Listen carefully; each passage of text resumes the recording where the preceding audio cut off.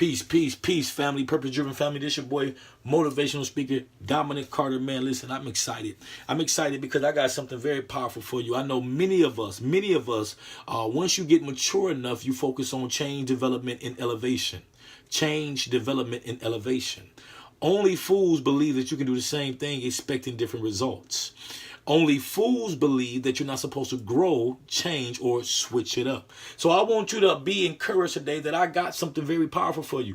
Whenever you're on a process or you're in your process of change, listen to this. Whenever you're in the process of change or deliverance, or whenever you're trying to adapt new habits, or you're trying to change from your old crowd, change from your old mindset, change from your old finances, change from your old tax bracket, whenever you're trying to change, essentially, you want to make sure you're not changing for no one. And I know it sounds very philanthropic and it sounds very theological. It sounds very good, if you will, to say that you're changing for your children, but you don't want to even change for your children. I know it sounds loving and romantic to say you're changing for your wife, but you don't want to change for your wife.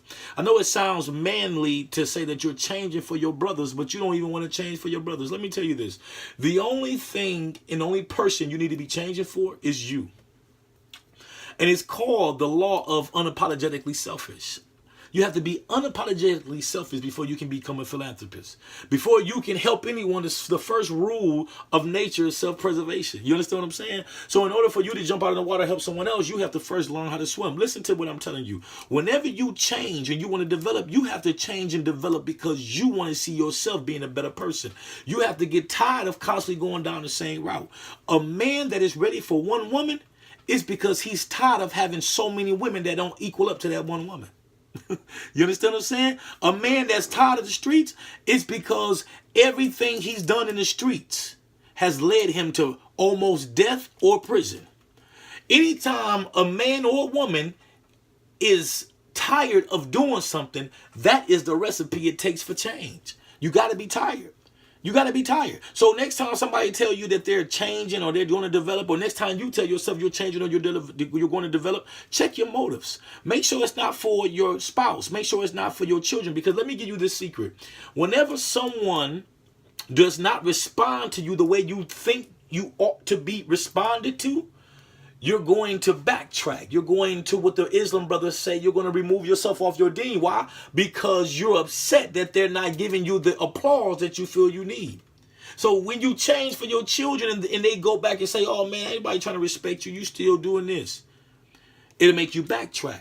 When you're trying to change for your spouse and you've been doing things that you know you would never do and that your spouse don't acknowledge it, it'll make you say, man, I might as well go and be myself. See, you need to be changing for yourself. Don't change to get likes. Don't change to get harsh. Don't change to get love. Don't even change to get money. Change because you're tired of doing that same thing. I'm talking about, let me tell you, it says insanity is doing the same thing with the same effort expecting a different result. Man, listen to me. Whenever you're trying to change, that means you're maturing. You're developing. You have your idea on elevating. You want to go to your next level. You want to reach the next target. And that's powerful. You understand what I'm saying, man? Whenever you want to change, you want to go from 1 to 5. Can't nobody make you feel bad about that. You understand what I'm saying? But don't do it for somebody else.